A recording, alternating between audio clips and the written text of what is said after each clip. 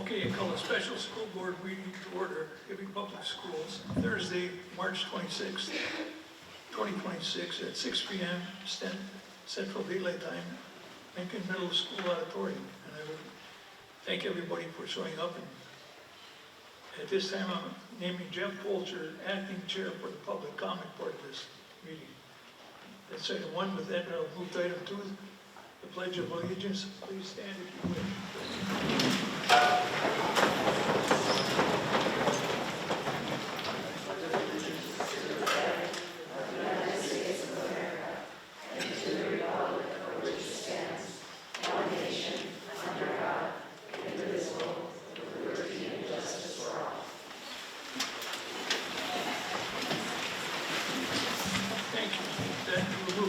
Item 3, motion to approve the agenda for the special meeting. So moved. Support. Moved by Kim, supported by Sarah. Any discussion? Hearing none, all in favor say aye. Aye. Opposed, same sign. Motion carried. Thank you. At this time, I'd like to introduce our district legal counsel, Marcus Jardine. He will go over the ground rules for the administrative business items tonight. Thank you. Good evening, everybody. My name is Marcus Jardine, and I'm one of the attorneys for the district. I'm not sure if everybody who intends to speak tonight has picked up one of these guidelines for public hearing. I'm going to go over them. I'm going to read most of it. But if you're going to speak, I would just, recommend glancing through it as well. I hope there's enough copies for everybody. And the document just says guidelines for public hearing at the top with March 26, 2026. So members of the public who wish to give testimony for and against the proposed closure of the Greenhaven Elementary School building during tonight's public hearing must comply with the guidelines outlined below. These guidelines are intended to ensure that tonight's public hearing proceeds in an orderly fashion and that all individuals who wish to address the board of directors have the opportunity to do so. The board asks that everyone here tonight be respectful of the fact that there are many people here who wish to speak. And the time now is about 6:05. Individuals who do wish to sign up, there's still a sign-up sheet in the back, I believe, in that table in the back through those doors. You have until 6:15 p.m. to sign up, so I would suggest that if you do want to sign up to speak, that if you haven't signed up already, that you do so soon. At 6:15, the sign-up sheet will be removed, and the people who have signed up at that point will be permitted to speak.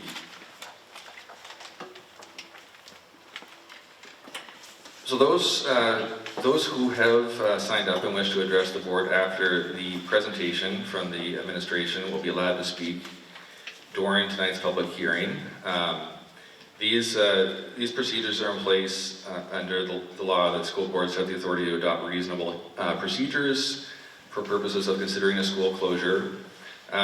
We'll just start by going through this list here. So after you sign up on the sheet, people will be acknowledged in the order that they signed in. So the first person to sign up will be the first person to speak, and so on.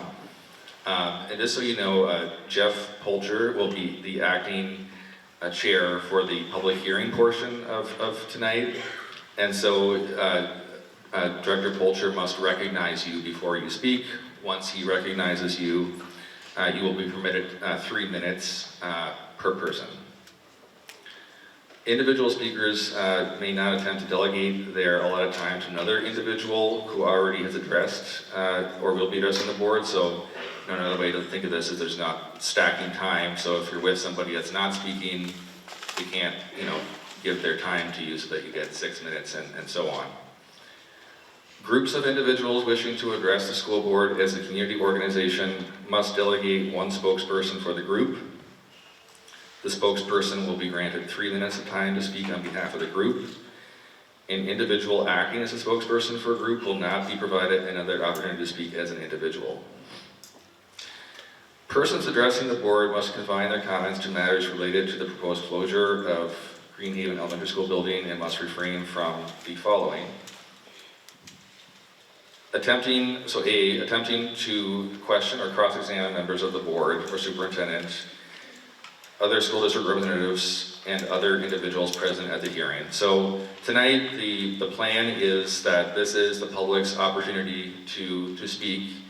The microphone is here for the public to give testimony, which will be admitted into the record. That's the purpose of tonight's meeting, and it's not to ask the superintendent or the board members questions or question them about the closing. It's your opportunity to speak on it. And so they will not be taking questions.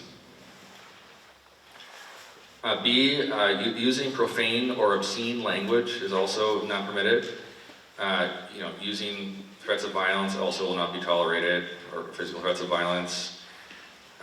Making comments that are not relevant to the proposed closure of the Greenhaven Elementary School building, making unduly repetitious comments, or making comments that exceed the 3-minute time limit. Or if anything is violating someone's data privacy rights, you may also be asked to end or to stop your comments. Anyone who doesn't wish to speak during the 3-minute time today does have an opportunity to submit written comments in lieu of public comment tonight.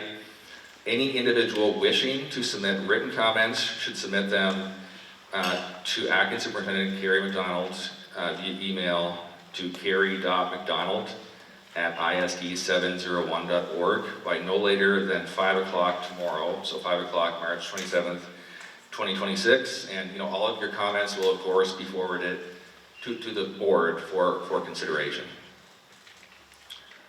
The board's not going to stop the hearing tonight to allow for applause or commentary from the crowd. The goal here is to make sure that everybody is given their opportunity to speak and that we move forward in a timely manner. Any person who violates these rules will, at the discretion of the board chair or majority of the board, be given an oral warning by the board chair to refrain from disturbing or disrupting the meeting. If, after receiving such a warning, the person continues to violate these rules, he or she will be barred from further addressing the board at the public hearing. If, after receiving an oral warning and being barred from further addressing the board, a person persists in disturbing or disrupting the meeting, the board chair may order the person to leave the meeting. And if the person does not leave the meeting, the board reserves the right to contact law enforcement to assist with the removal. I just wanted to make one other note too before I just end with it here, that there's some binders. Whatever is going around the room right now we all have the same binder. Everyone here has the same thing. I think there's 4 public copies. Pass them around or return them to the back whenever you're done. There's nothing in here that's not public, so feel free to take pictures of it, but please don't, remove documents from the binders. And so lastly is the intention of the board by adoption of these rules to ensure that the affairs of the board are conducted in an open, orderly, and efficient manner, that all persons desiring to address the board are afforded the opportunity to speak in the order in which they sign up to speak, that persons in attendance may observe and hear the proceeding of the board without distraction, and that members of the board and school district employees are able to transact the business of the school district with minimal disruption. Thank you. With that, we'll move on to item A of administrative business. Acting Superintendent McDonald will present on the closure of Greenhaven School building. Thank you. Good evening, and thank you for being here tonight. Before we begin tonight, I want to take a moment to acknowledge something that can't be captured in charts, numbers, or slides. This conversation is not easy. For many in this room, our staff, our students, our families, and our community, Greenhaven is not just a building. It is a place filled with memories. It is where children took their first steps into school, where friendships were formed, where staff dedicated their time, their energy, and their hearts to supporting students. It represents years, decades of commitment, pride, and connection. And so we understand that what we are discussing tonight carries real emotion. It carries uncertainty, it carries a sense of loss. We feel that too. For me, this is especially personal. The years I spent at Greenhaven as principal were some of the best years of my career as an educator. I had the privilege of working alongside incredible staff, supporting amazing students, and building relationships with families that I will always carry with me. Greenhaven is not just a part of this district story, it's a part of mine. When I say we, I mean all of us, the school board, the superintendent, and the entire administrative team. These are not decisions made lightly or in isolation. They are decisions that we have worked through together, thoughtfully and carefully, with a shared commitment to the district and the community. At the same time, we have a responsibility, one that requires us to look forward, even when it is difficult.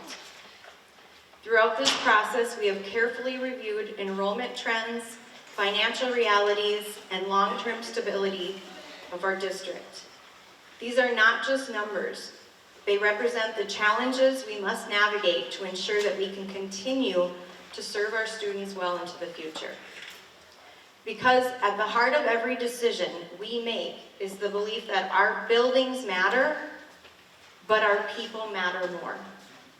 Our students, our staff, our programs, the opportunities we provide each and every child. These are the things that define Hibbing Public Schools. Tonight is not just about closing a building. It is about making sure we can preserve what happens inside of our buildings. It is about ensuring that we can continue to offer strong academic programming, meaningful opportunities, and the supports our students need to succeed. As you will see throughout this presentation, the work has been thoughtful, transparent, and grounded in both data and our commitment to this community. And while there are no easy answers, there is a clear responsibility to make decisions today that protect our opportunities for our students tomorrow. We know this is hard, we know this matters deeply, and we're committed to moving forward with care, respect, and a continued focus on what is best for our students.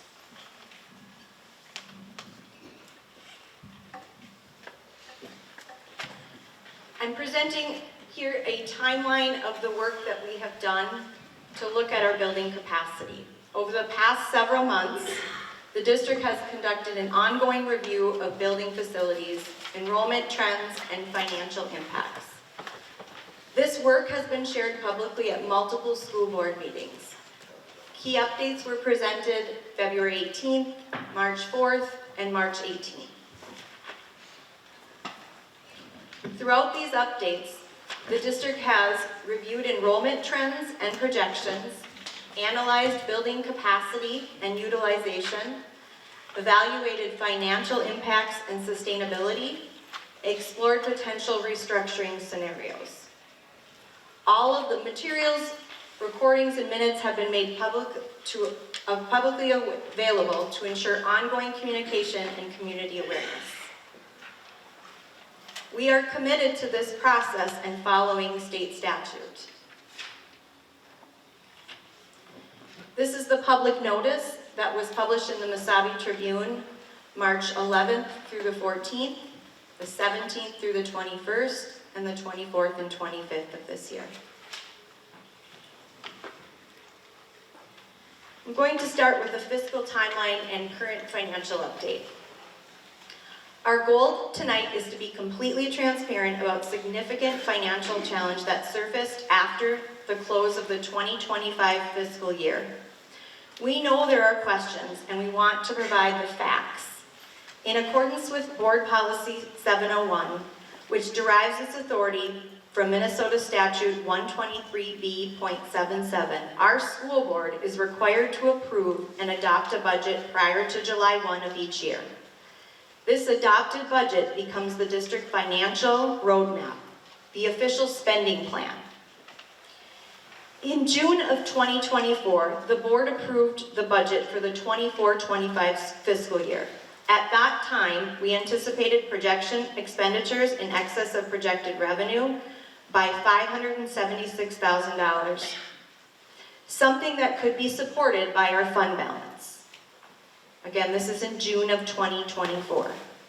This budget was recommended and the board believed its approval was reasonable, manageable, and necessary to maintain classroom sizes, educational programming, services to students, and extracurriculars. Pursuant to Policy 701, once approved, administration is responsible for managing expenditures within that approved limit. Furthermore, state statute requires that if an expenditure overrun is anticipated, a revised budget must be brought back to the board for approval. For the 24-25 school year, no budget adjustments were brought forward to the board for approval. Furthermore, information shared with the board throughout the year provided no indication of a larger budget shortfall. Fast forward to June of 2025, just short of 6 months after the close of the fiscal year.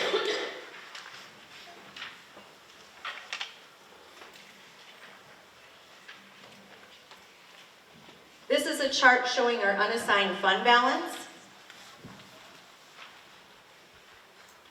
And this was the adopted budget in June of 2024 that I referred to. Note the $576,309 in excess of expenditures over revenue. That was board adopted. I would encourage you to look at our audit results for fiscal 25. Those came through in December of this year. And what we found was that the excess of revenue over expenditures was $2.6 million.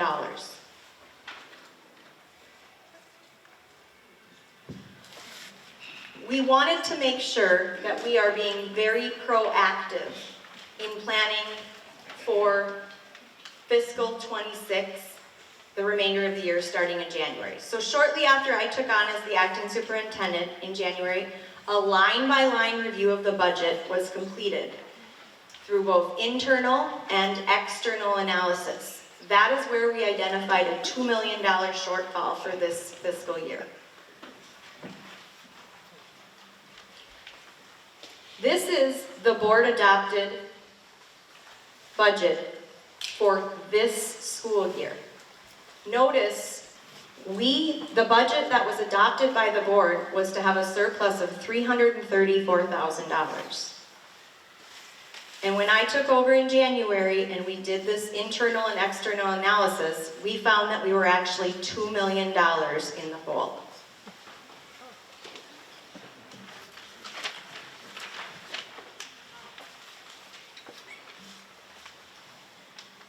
As soon as we identified the $2 million shortfall, $4 million was released from our last bit savings account, which was an OPEB fund for other post-employment benefits. Again, we released these funds, and that does not mean that we will not honor our commitment to retiree health. The funds became immediately available for the district to stabilize this school year. Action was taken in alignment with the audit review and financial correction plan, which provided immediate liquidity without additional borrowing.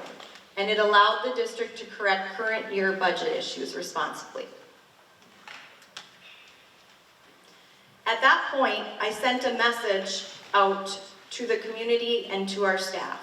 I'm going to read the message that was sent on February 4th. Dear staff and community members, I'm writing to share an important update regarding the district's current financial position. At the end of the calendar year 2025, the school board received information in connection with its annual audit suggesting a need to review certain internal control practices.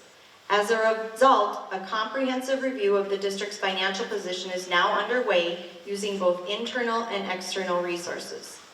As part of this work, a thorough review of the fiscal year 26 budget has been conducted. This review included both the original budget presented to the board in June of 25 for approval and a comparison of the year-to-date actual revenues and expenditures. Based on this analysis, it appears that revenue projections were overstated by approximately $833,000 and expenditure projections were underestimated by approximately $1.1 million. While this work wasn't finalized, the current projection variance was $2 million. The district is now focused on two critical priorities, addressing the current fiscal year and building a responsible, balanced fiscal 27 budget.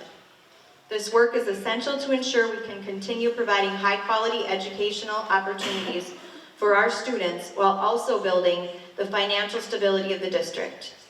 Guided by transparency, collaboration, and long-term financial stability, I am committed to providing regular updates as we move through this process in order to rebuild trust and maintain pride. Thank you for your continued dedication to our students and for your patience as we navigate this challenging work together. How can we ensure this doesn't occur moving forward? A corrective action plan that included both personnel changes and processes has taken place to safeguard this from happening again. We are committed to rebuilding not only our fund balance, but as importantly, trust throughout transparency and accountability. And that is what we are trying to do. Without any reductions, our district next year would face a minimum of a $2 million shortfall. Added to that, an increase in health insurance costs, movement on steps and lanes, contract settlements, other cost increases, we are in a potential for statutory operating debt. On February 4th, the school board unanimously directed administration to continue a 5-day school week for the 26-27 school year. While a 4-day week would result in approximately $250,000 in savings, this option is not an alternative to the proposed closure of Greenhaven Elementary, which is projected to save a minimum of $516,000.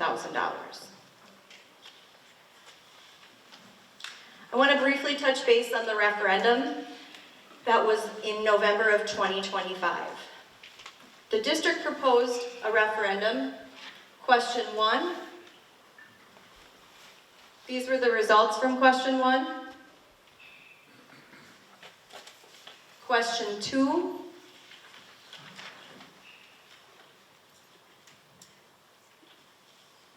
And these are the results from question 2. I have heard from community members saying they didn't understand what was at stake for the referendum. And for that, I apologize. I apologize that you feel we didn't do a good enough job to explain what was at stake. I can guarantee if we have another referendum at some point in our community, I will do my best to make sure that we are as transparent as possible and that information is out there. We did have several meetings. I shouldn't say there was a yes committee in the community where several meetings took place. Unfortunately, they were not well attended. Now I'm going to move into our building capacity and facility planning. Enrollment trends. Student enrollment has declined over time, resulting in unused classroom space and excess building capacity across the district. Current enrollment levels no longer align with maintaining 4 fully utilized school buildings. Another consideration is if you're looking at enrollment reports, and let's say that you look at the number of 11th and 12th grade students that are currently enrolled at Hibbing High School, the numbers are a little bit misleading because we have several students that attend PSEO, which means they're not in our seats in Hibbing High School, and we have several other students that are taking part in our online courses, and so they're not in seats at Hibbing High School. Those are options that are out there for students. Student choice is alive and well. I'm just trying to explain the facts. I've heard from people that the elementary grades have higher class sizes. When we're looking at enrollment and trying to understand what our future looks like, the biggest indicator is our under 5 population. And as you can see, our under 5 population is shrinking significantly. This is a chart of our adjusted ADM history from 2015 to 2024. And again, we can see a steep decline. These enrollment trends are not unique to Hibbing. Here's an example of 2014 numbers and 2024 numbers for grades 1 through 5 for Hibbing, and then another rural district. And you can see the reduction in student numbers at each of these grade levels.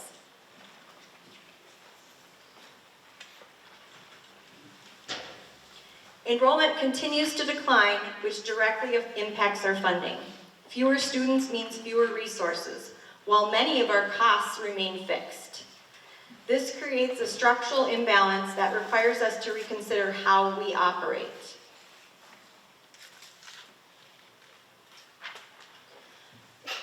It is very important to me that we find out why students are leaving Hibbing. And I do plan to put a project together where we will be reaching out to families to find out why they're choosing other options, whether it's other districts, whether it's online, whether it's PSEO. It's important for us to find out that information.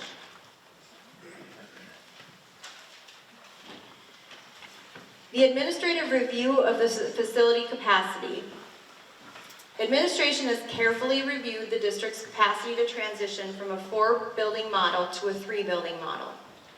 The analysis included enrollment trends, building utilization, and staffing structures. We considered both current data and future enrollment projections. We evaluated the ability to maintain programming and student support services across 3 buildings. Our conclusion is that based on current data and projections, administration has determined that a transition from 4 buildings to 3 can be successfully implemented. The transition supports a more efficient, sustainable use of district resources. This approach aligns facilities with the district's current and projected student population. One important note, Hibbing allocates 3% more of its budget to facilities than the state average. You can see here in 2023, Hibbing allocated 11.67% versus a statewide average of 7.56%. Similar discrepancy in 2024. So that is why we are here. We are recommending a 3-building configuration model moving forward, with the Washington being pre-K1, the Lincoln being 2-5, and the high school grades 6 through 12. I want to talk about some of the concerns that I've heard from people about this plan.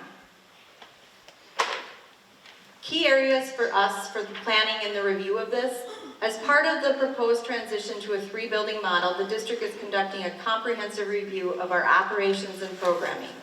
We are focused on strong academic programming, student support systems, and age-appropriate learning environments.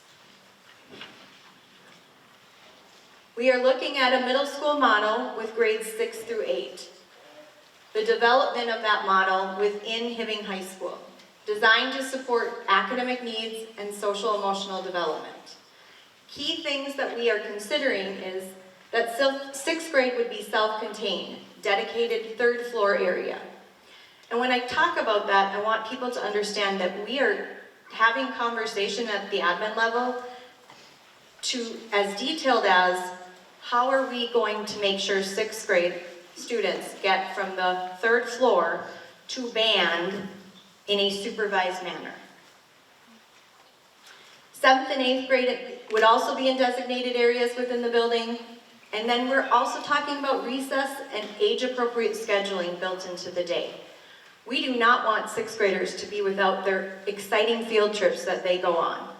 those opportunities can still be there. We want to make sure that if we choose to move in this direction, we're planning this collaboratively. And I sent out a message to families in early March to gain interest in joining a planning committee. If this moves forward, I will send this message out again, and we will be embarking on the process of putting this committee together and getting to work right away. We would like students, staff, and parents to be a part of it. The committee can help talk about how transitions go, daily routines, what kind of student supports that 6th grade students need. We would also like the opportunity to bring the Greenhaven and Lincoln 2nd through 5th grade staff, students, and families together. I've worked at the Greenhaven. I know how amazing that staff is, and I think we can have the best of both worlds by bringing the staff at the Lincoln and the staff at the Greenhaven together. But again, let's facilitate that process with a planning committee. Other important considerations are district-wide analysis of our special ed programs, our specialist programs, student support, counseling, social work, academic and behavioral supports, analyzing what administration should look like, aligning leadership to support this new configuration, and ensuring effective building level support. This is just the message that I sent out on March 5th, so I will send that message out again if we move forward with this, and I would strongly encourage people to be a part of this committee. So what is the financial impact of the closure of Greenhaven? Total savings for utilities would be about $55,000. Staff would be about $426,000, including benefits. And yes, that includes eliminating an administrator. Maintenance would be about $15,000. Custodial supplies would be about $20,000. This approximately comes up to $516,000 of the $2 million that we have to reduce for next year. The possible sale of the Greenhaven would provide additional savings. We have scheduled an appraisal. There is nothing set for any type of sale. And when we're talking about a sale, if that's the route we go, we will take into consideration the fact that that playground was built by community volunteers. The fact that the ice rinks and the warming house are important parts of our community, as is the green space. In my mind, we are looking at two options right now, and that is what the administrative team has put together and the board has directed us to. Option one being we close the Greenhaven and then implement another $1.5 million in reductions. We have worked on these options for 2 months as an administrative team. Immediately after finding out in January that we were $2 million in the hole, we started our work. We did not have a lot of time to put these options together. With option one, we believe elementary classroom teaching staff would not be reduced. We also believe that there would be minimal impact on high school class sizes with option one. And again, option one is that we would close the Greenhaven. Option two would be maintaining a 4-building structure, keeping the Greenhaven open, and then adding another $500,000 to our reductions for a total of $2 million. If that is the direction that we go, people need to understand that we will have high class sizes in our elementary classrooms. And class sizes could be as high as listed below. Other possible reductions, if we do not close the Greenhaven, would be eliminating electives and specialists, including SITS courses, electives in math, science, English, social studies, and all of the career and technical ed areas. We would also be looking at additional extracurricular opportunity reductions.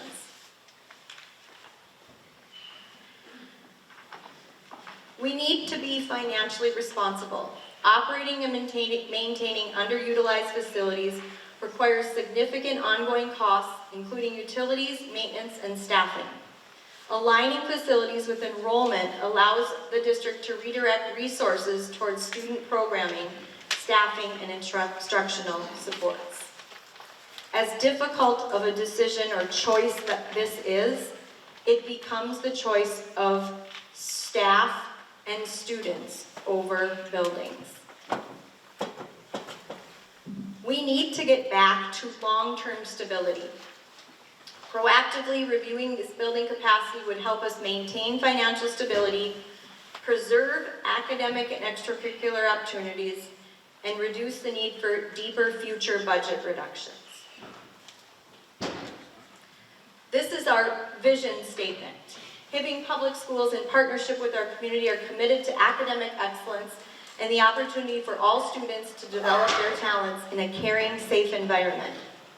I truly believe that we will be able to get back to our vision and mission.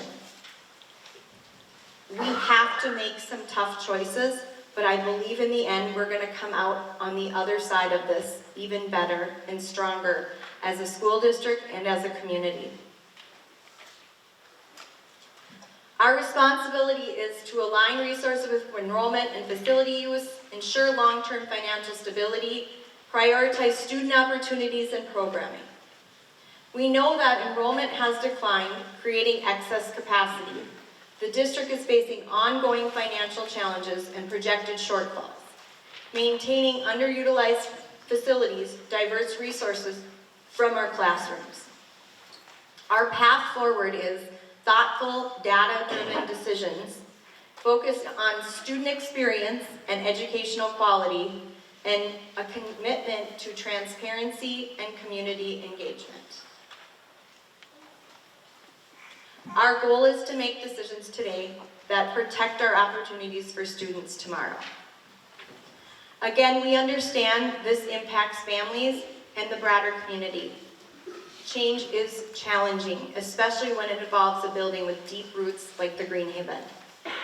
We are committed to honoring that history while planning for our future. Thank you. With that, we'll move on to item B under administrative business, public comment, and we'll turn the mic over to Acting Chair Polcher. Good evening, everybody. For tonight's public hearing, I will be acting chair. I will be recognizing speakers in the order they signed in. Once you get up to the mic, excuse me, you may begin speaking. Once I state that you can begin, your time will also begin. Before making comments, please identify yourself for the record. You are free to read from any documents or prepared statements. If you have a document you would like admitted into the record, please offer it as an exhibit and request to approach. You may offer the exhibit at the end of your allotted speaking time if you do not wish for the admission process to take up your speaking time. I will let you know when your time has expired. To be fair, I will be enforcing the time strictly this evening as we have a lot of people wishing to speak. So with that being said, the first speaker tonight will be Justin Fossil. Please come up.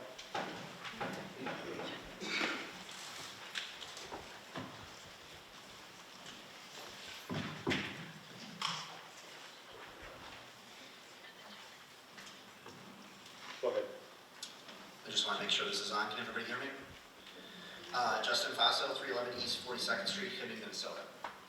Good evening, and thank you for giving the community the chance to speak. I want to begin by acknowledging the challenges that the district has laid out, the declining enrollment, rising operation costs, and a failed operating referendum, that these are real pressures, and that no one here is pretending that they're easy. Tonight is our opportunity, or your opportunity, to hear directly from the people you serve, and to use that feedback as part of your decision-making. Your vote on this issue will show whether the voices in this room were truly heard. Closing the Greenhaven Elementary is not a solution that strengthens Hibbing. It risks creating long-term consequences that outweigh any short-term savings. Greenhaven is more than a building. It is a neighborhood school, and it's the kind of school families look for when deciding where to live and where to raise their children. When we close a neighborhood school, we don't just reduce square footage, We reduce the attractiveness and stability of the neighborhood itself. We make it harder for families to choose Hibbing, and we send the message that our community is shrinking rather than growing. The district emphasizes financial stability. By closing the Greenhaven will increase the number of students who must be bused every day. That means higher transportation costs, longer routes, early mornings, and longer days for our youngest learners. The three-building model may look efficient on paper, but the lived experience for families and students will be very different. We also must consider the developmental needs of children. Under the proposed sixth graders, which are 11 and 12-year-olds, they will be sharing the hallways with daily routines with high schoolers. Even with a planned middle school model inside the building, that is a major shift, and it deserves far more community discussion before we dismantle an elementary school that clearly provides age-appropriate space and support. Instead of closing the Greenhaven, we should be exploring how to use it more effectively through community partnerships, expanding programming, and creating multi-use approaches that keep the building active and valuable. Greenhaven can be part of the solution, not a casualty of the problem. The district said that without closing the Greenhaven, deeper cuts may be needed. But closing the school is not just a cut, it is a permanent loss. Once the school is closed, it rarely reopens. Families lose walkability, students lose the comfort and safety of a school close to home, and the community loses a resource that cannot be replaced. Tonight I'm asking the board to slow down, to listen to the families who rely on the school, and to recognize that long-term health of Hibbing depends on strong neighborhoods and accessible schools. Closing Greenhaven may balance the spreadsheet today, but it risks weakening the foundation of the community tomorrow. Thank you. Thank you. Next up is Kaylee Fossil.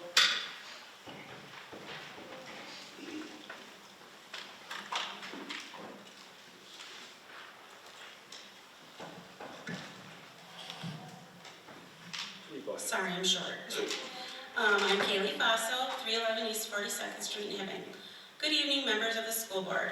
I'm here tonight because I strongly oppose closing the Greenhaven.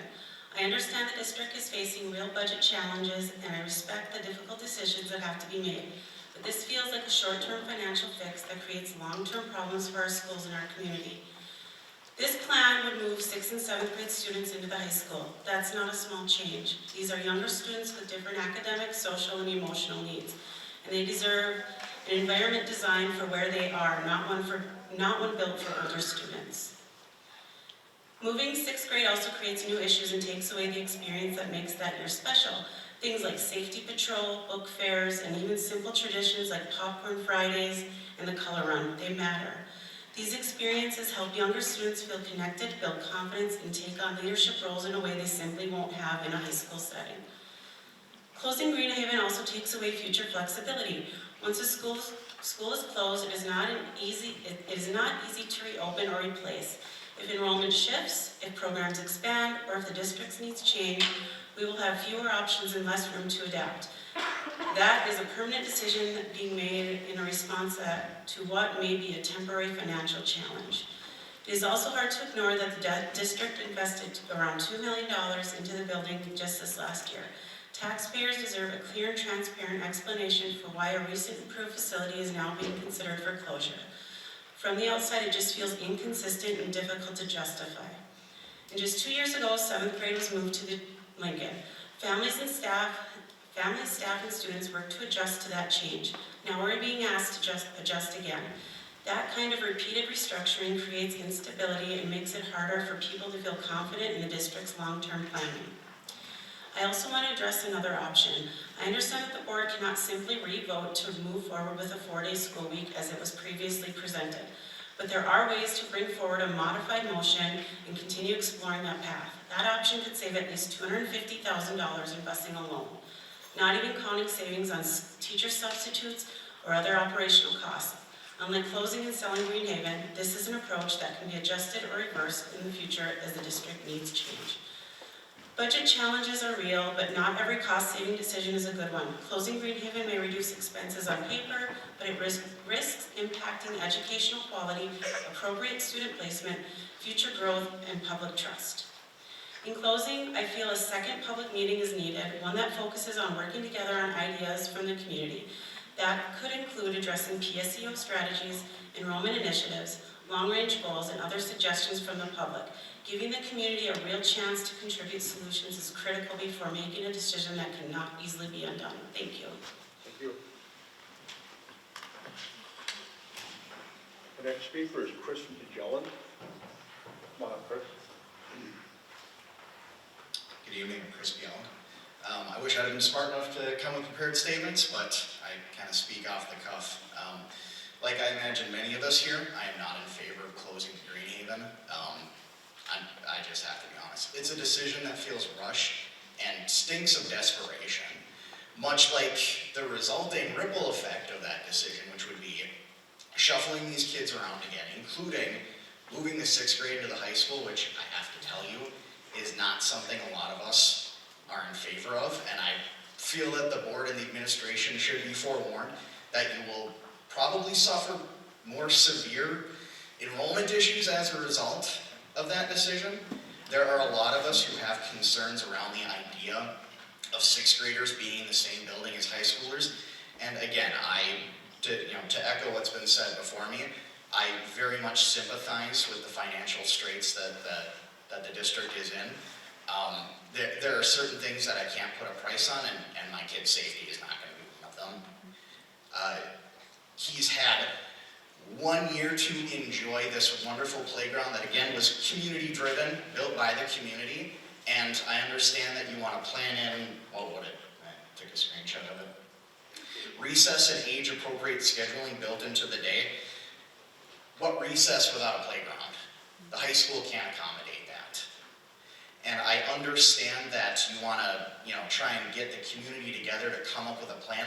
I don't know if you'd be able to come up with a plan that would satisfy anybody to ensure the safety of these kids in a building with, let's be honest, adults, 17, 18-year-old.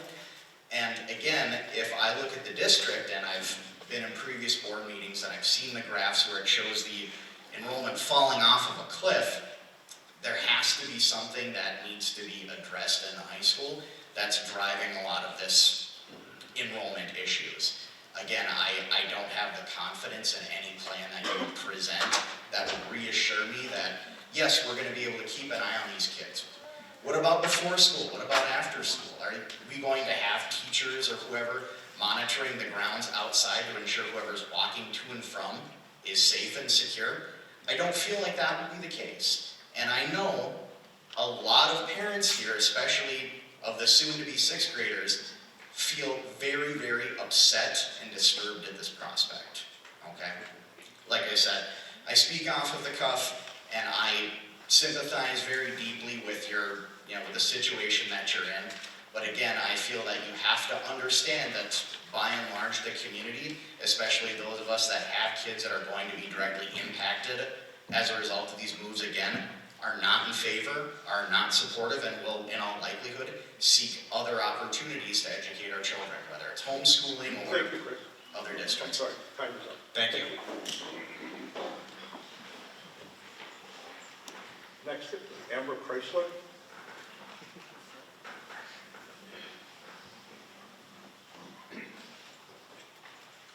Whenever you're ready.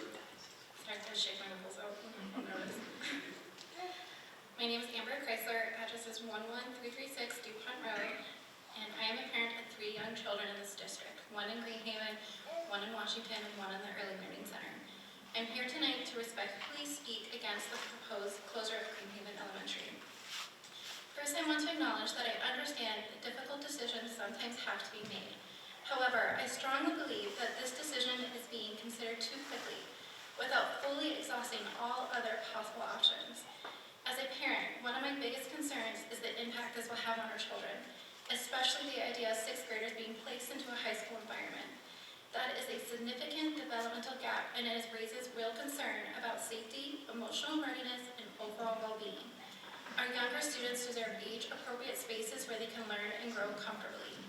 Additionally, our district has already gone through major transitions and restructuring recently. Families, students, and teachers have worked hard to address. To now introduce another major change will only add more stress and instability. Our kids need consistency, not another disruption. I am also also concerned with the long-term effects the decision could have on enrollment. Closing a school may unintentionally push families to consider other districts or educational options. That loss of trust could lead to even lower enrollment, creating a cycle that harms the district even more. We cannot overlook the impact on our teachers and staff. They are the heart of our schools. Constant change affects morale, job security, and ultimately the quality of education our children receive. I urge the board to slow this process down and truly explore every possible alternative before making a final decision. Our children, our teachers, and our community deserve that level of care and consideration. Finally, I would like to ask the board to consider pursuing another referendum with a strong commitment to transparency and clear communication. I truly believe that when the community feels informed, heard, and included, they will show up to support our schools. Thank you. Thank you.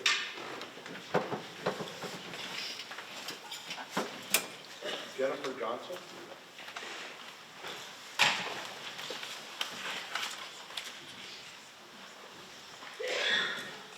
Whenever you're ready. Jennifer Johnson, 520 East 31st. Before I start my usual spiel like everyone else, Can you speak a little closer to the mic, please? is that better? Much. Before I start my little spiel like everyone else, I wanted to make a comment for myself about option number 2 with the class sizes. I bought 31 Valentines for my 5th grader this year, and 33 was the scary proposed big number. So if 2 more kiddos would keep my 5th grader here next year, it would be okay with us. I've lived in the Hibbing district since 2009, and my youngest blue jacket is a 5th grader here at Lincoln. It's been a tough road for her and her classmates alike. These are the COVID kindergartners. I never got to see her kindergarten classroom, and she only saw her kindergarten teacher's face once on picture day. They've been through a lot. She's persevered. She loves Lincoln. She'd love 2 more years here. Her class has been through more than most. They've lost a lot, had a lot of hurdles. I know the finances are bad, but they don't care, and they don't need more things and adult problems on their shoulders. They are not ready for the high school. They've lost so much already. There simply must be another way, another path that will lead them to retaining a little more of the childhood that they deserve in a building made for them that they have made their own. It's familiar and comfortable until their minds and bodies are ready to move to their final stop before graduation. They are counting on us to do the right thing and find some other way. Make option 2 work, find an option 3. There's options. Let's work together and save the Greenhaven. Thank you, guys. Thank you. Ashton Martin? Oh, I'm sorry. Hi, can you hear me okay? Jen, you're next. Oh, sorry. No, you're good. Actually, No, go ahead. yeah, okay. Yeah, you go first. Sorry about that. I didn't mean to overlook you. I'm Jen Ford, 2nd grade teacher at Greenhaven School. I live on 2nd Avenue, very close to the school. Been there for 30 years. I've been teaching in the district for 20 years, but employed for almost 30. I started at the Greenhaven as a Title I aide and an office aide. Our current staff has been on an emotional roller coaster for the past 3 years. It began with the grades being restructured and having 2nd and 3rd grade teachers pack up their rooms and head to the Greenhaven. This was a difficult time for many of us because we had spent so many years in our respective buildings. However, we remained professional and committed to our students. We moved across town and started a brand new work family. We worked hard to get to know each other better and form the rules and procedures that would make our school a family. We also knew that at the end of that first year, we would be packing everything up again for the remodeling job, which we were very appreciative for and looked forward to entering that building. As last August got closer, the staff was growing more and more excited to get in the building and to unpack our belongings in the beautiful new classrooms. We loved our bright classrooms, our updated hallways, gyms, library, and the cafeteria. We unpacked our supplies and could never have imagined that we would be faced with packing things up yet again. I remember thinking to myself that This would be the last year that or the last time that I have to set up a classroom, and now my career had come full circle. I'd be retiring in the building where my journey began. Now, because of circumstances beyond our control, we are faced with some uncertainty and packing again to move to a different school, leaving behind these beautiful rooms that provide space for students to grow and learn and be successful. We have had to put our emotions aside every day from 8 to 3 so that we can give our students our best. And we do that because we are professionals. It's what we do. But before and after the students leave our rooms, our hearts are hurting. Not just for us, but for our families. The strain that is being put on families again, some of these families are going to be moving their children for the 3rd time. When 2nd graders come to school in the fall, they are essentially still 1st graders. And incoming 3rd graders are really coming in as 2nd graders. These little bodies are going to be going to a larger school than they're used to. Lockers that are taller, playground equipment that is probably too large for them, and more students walking through the halls. I think of our playground at the Greenhaven, which some of our current staff had a hand in developing and fundraising for. I think of our reading hammock garden that was just put in last year. I think of the playground here that the PTO and community worked so hard to make a reality for older and bigger students. I sit and look around my classroom that I tried to make welcoming and functional for my students so they're comfortable to listen and learn. I love everything about that room. Again, I'm going to cut you off, sorry. Thank you.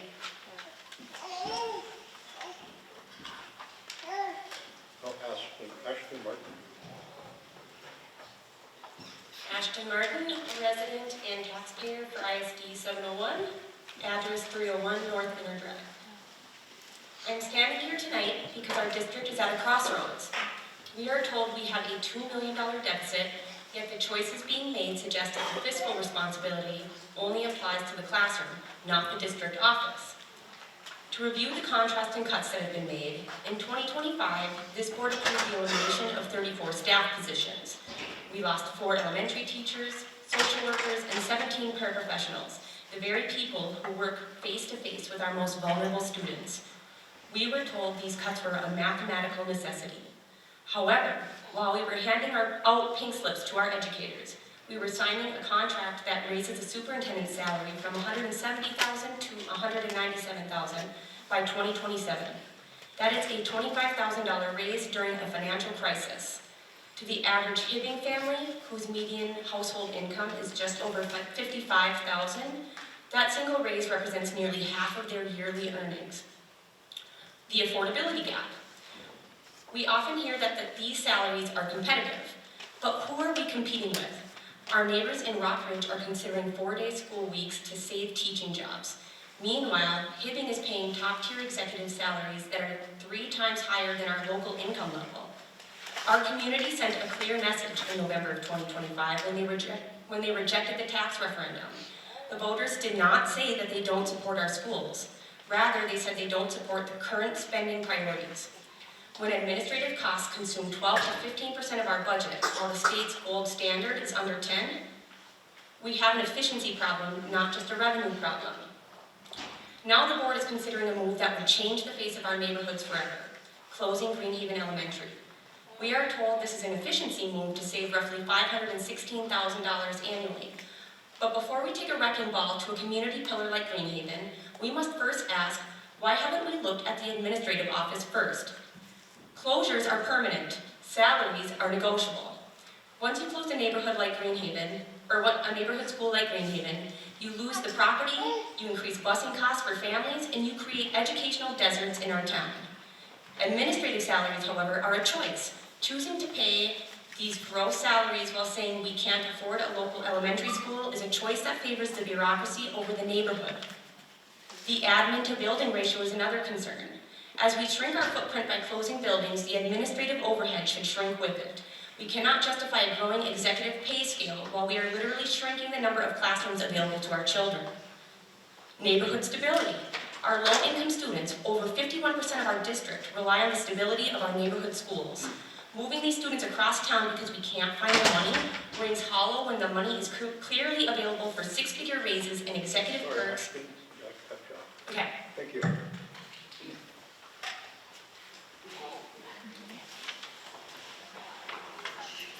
Morgan Martin. Please come up. Hello, hi, Morgan Martin, 2827 First Avenue, Hibbing. Anytime you're ready. Okay, to go off of what she was saying, to put this in perspective for the board, a choice between people and places. The savings from closing this entire school is only about 3 times the cost of the superintendent's salary alone. If we factored in the total compensation packages and scheduled raises for our top district leaders, we are essentially choosing to protect a handful of office roles over the daily education of around 312 young students. 2, disrupting our youngest learners. Closing the Greenhaven doesn't just save money, it forces a massive reconfiguration. Our pre-kindergarten through 2nd grade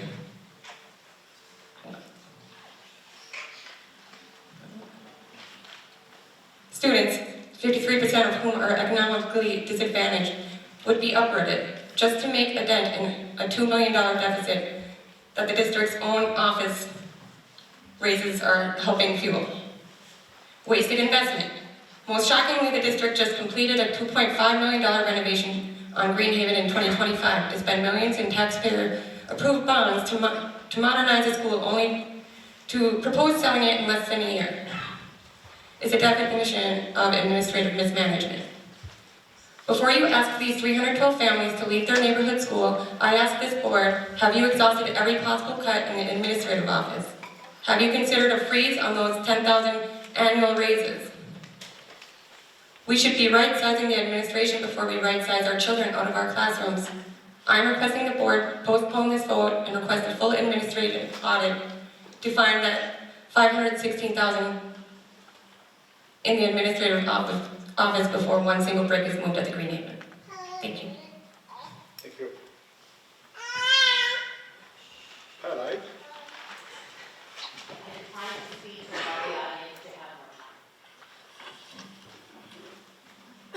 Molly Johnson.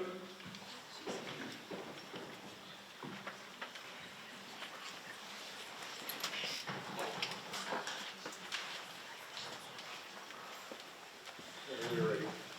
Good evening, Superintendent McDonald and board members. Thank you for your service to our students through the years. I know it's a difficult job.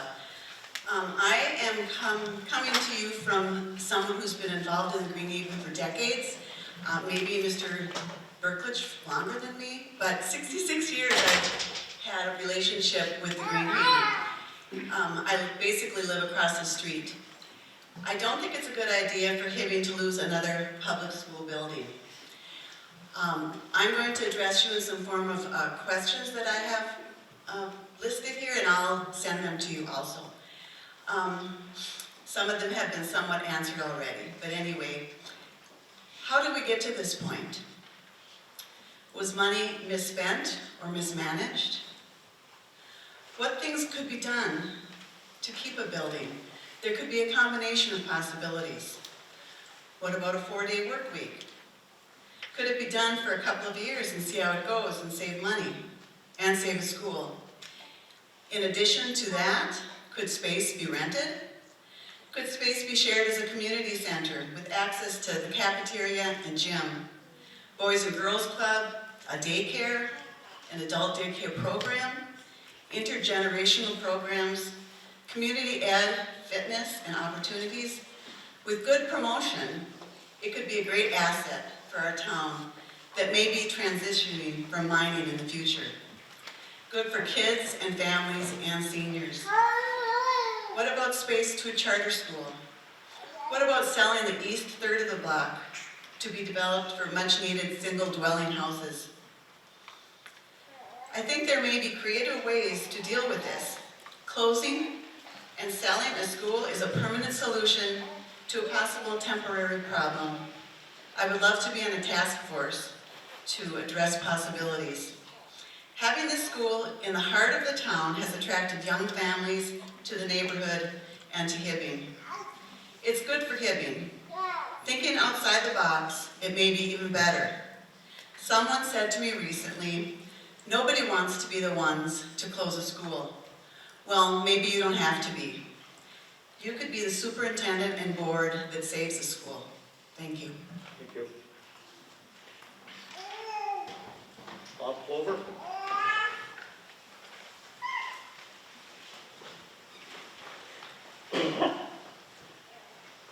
Anytime you're ready, Bob. Pardon me? Anytime you're ready. Bob Clover from Hibbing, live on First Avenue. I've got a question about what was the thinking behind just a year ago about doing a total remodel into Greenhaven that I'm sure cost many hundreds of thousands of dollars, and you make the building look, really nice, and now if it is going to get closed, it'll never be used.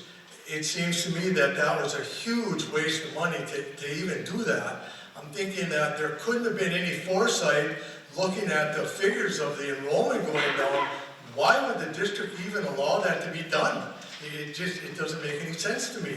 But it's done and it's over. So again, if the building is closed, it's just a waste. The other thing is, I agree with a lot of the parents here. Having the 6th grade in the high school, it isn't going to work. I work in the high school and I know the layout of the building, and it's going to be a big mistake. Plus the other thing is, some of those kids are going to be walking to school. They're going to maybe be, with their parents, maybe they're going to be with some of their buddies. They're just too young at this point to do that. So again, I think this is a bad idea. Thanks, Bob. Katie McLaughlin.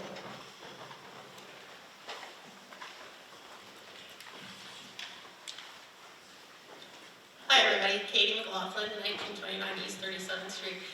To be quite honest with you, I signed up last, not really having anything prepared, but just knowing I would have some feelings at the end, and what better way to process it than with community. And I indeed do have feelings. First of all, I just am really grateful. I wish that this was kind of, rather than a stage and everyone in the audience, I wish it was kind of one big round table, because when I think about our community, I think that's truly what it is, and it's that we all need to work together to come up with solutions. I think the other feeling I'm feeling is really frustrated. I sense that there's frustration in the room, and I also, as a member of this community who doesn't have kids in school right now but hopes to in the next 10, 20 years, I'm really frustrated that our school district and school districts throughout our state are in positions where we even have to be having these conversations about closing buildings, about having 4-day school. Like, public education in our state needs to be supported at a level that it's currently not being. And I hope that if nothing else, that we can take the gratitude and the feelings of frustration that we feel today and move forward and work together to really advocate for our community. And beyond that, I'm grateful to everybody for showing up, and I think I'm gonna quit rambling now, but thanks everybody. Thank you.